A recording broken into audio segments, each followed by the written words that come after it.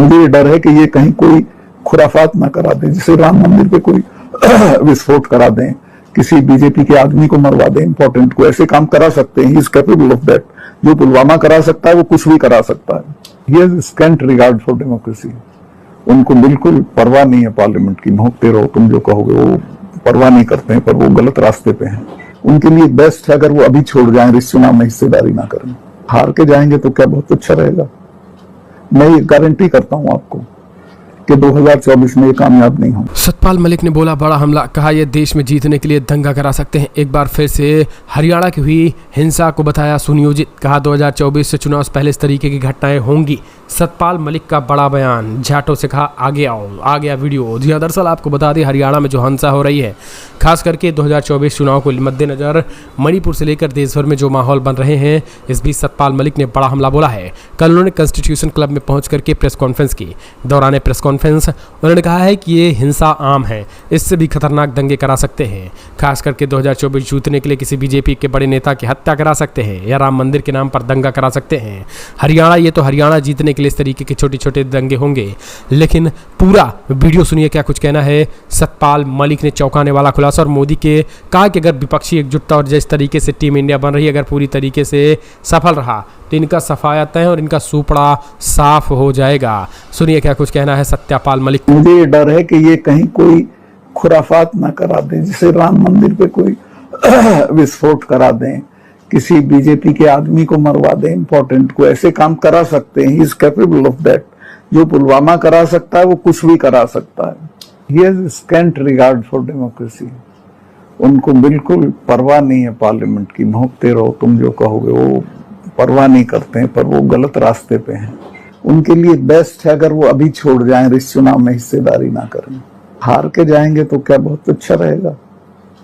मैं ये गारंटी करता हूं आपको कि 2024 में ये कामयाब नहीं कि ये कुछ ना कुछ चुनाव से पहले करेंगे। जो इनकी फितरत है, जो इनकी आदत है, जो गुजरात में करते रहे, देश में करते रहे, ये राम मंदिर पे गोला फेंकवा सकते हैं। ये किसी बीजेपी के बड़े नेता का कत्ल करा सकते हैं। ये अपना भारत पाकिस्तान की मेरी डेफिनेट जानकारी है कि हमारे एनएसए दुबई क्यों जा रहे हैं बहुत जल्दी। वहां पाकिस्तान के जनरल से और मिली जुली कुश्ती करेंगे कि हम 4-5 दिन के लिए घुसेंगे, फिर हम आ जाएंगे, आप रिटेलिएट मत करिएगा। तो ये भी हो सकता है पाकिस्तान वाला भी। तो इस तरह की चीजें होंगी। तो इसके लिए हमको अपनी जो जनता है उसको सावधान करना पड़ेगा। ये सांप्रदायिक तनाव वाला तो मुझे अंदाजा था पहले से। आप लोगों को मैं एक बात बता दूं, चूंकि मैं जाट एरिया से आता हूँ, वहां एक कहावत थी कि जाट का तो हिंदू क्या और मेर का मुसलमान क्या। जाट ट्रेडिशनल सेंस में हिंदू नहीं होता, पूजा पाठ वाला नहीं होता, वो आर्य समाजी होता है। और इसी तरह मेर ट्रेडिशनल सेंस में मुसलमान नहीं होता, वो सिंपल एकदम सीधे सीधे रहता है सवाल। उनमें दंगा हुआ है कल, जिनके बारे में ये था कि ये इनमें कोई कम्युनिज्म नहीं है, वहां दंगा हुआ है। और ये दंगा बढ़ाया गया है जानबूझ के। और ये एक ही जगह नहीं हुआ। कल में रात में 8-10 शहरों में वहां के हरियाणा के हुआ। हरियाणा में 47 के बाद कोई दंगे नहीं हुए थे। अब ये हुआ 7-8 शहरों में, बड़े शहरों में ये दंगे हुए हैं। और ये होंगे देश में बड़े पैमाने पे होंगे। तो मैं आपके माध्यम से देश की जनता को, लोगों को सावधान करना चाहता हूं कि सब अप्रत्याशित चीजों के लिए तैयार रहिए। और ये समझ जाइए कि ये आपको बेवकूफ बनाने के लिए चीजें की जा रही हैं, वोट के लिए की जा रही हैं। और आपसे भी मैं सहयोग की अपेक्षा करूंगा कि आप इस बात को फैलाएं और बताएं कि वोट के लिए यहाँ कुछ भी किया जा सकता है।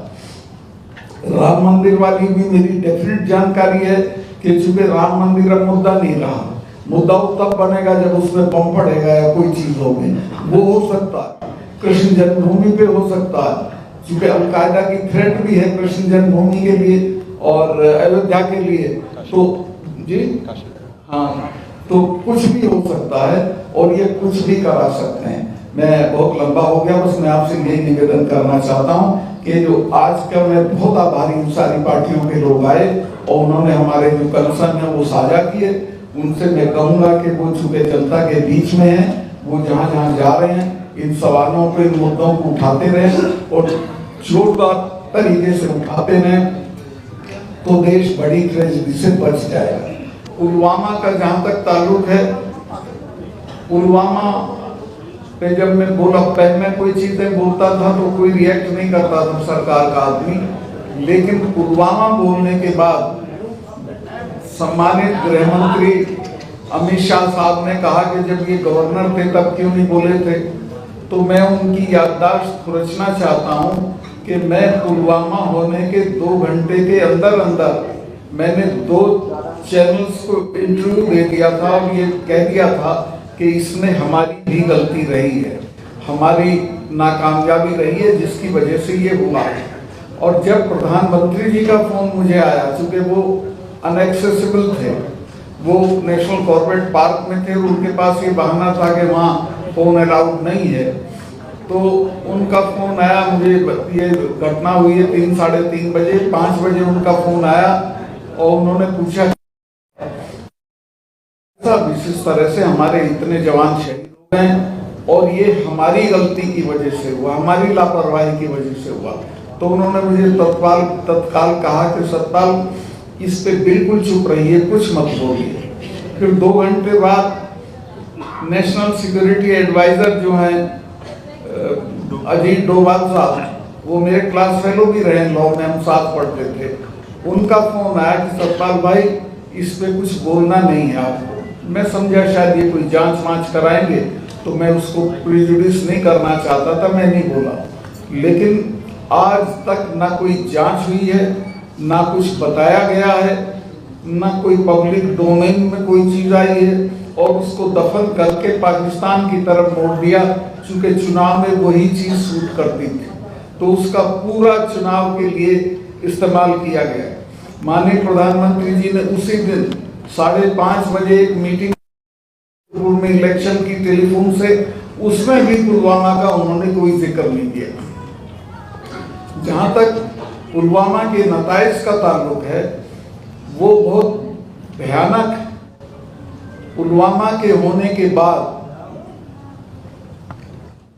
इनको जो करना चाहिए था, इन्होंने कोई काम उस तरफ नहीं किया। वो सिर्फ उन्होंने पाकिस्तान की तरफ मोड़ा और फिर कहा कि हम अंदर घुस के मारेंगे, और वो पूरे चुनाव उनकी आप देखेंगे, प्रधानमंत्री की वो हैं क्लिप्स, जिनमें वो कहते हैं कि वोट डालने जाओ तो पुलवामा के शहीदों को याद रखना। मैं भी देश के लोगों से कहना चाहता हूं कि इस बार वोट डालने जाओ तो पुलवामा के शहीदों को याद रखना।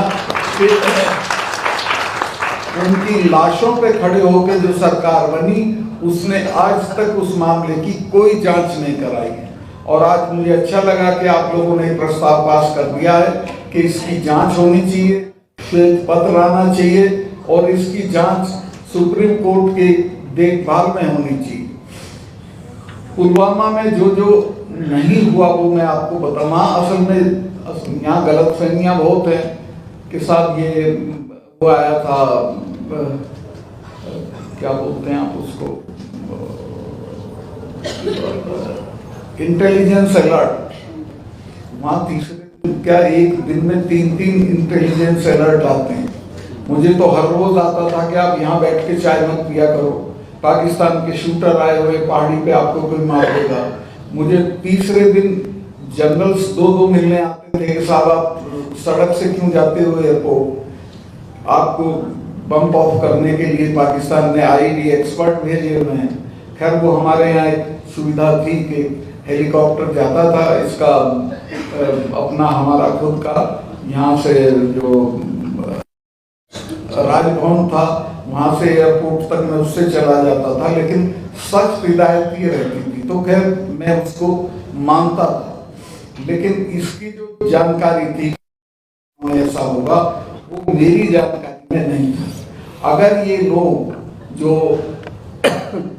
सीआरपीएफ के लोग हैं मुझे लूप में लेते, तो मैं इनको 2 दिन में हवाई जहाज का इंतजाम कर देता। इनकी एप्लीकेशन 4 महीने तक पड़ी रही होम मिनिस्ट्री में के साथ हमको इतना बड़ा कॉन्वॉय है वो नहीं जा सकता, अदरवाइज उसके लिए 5 जहाज चाहिए।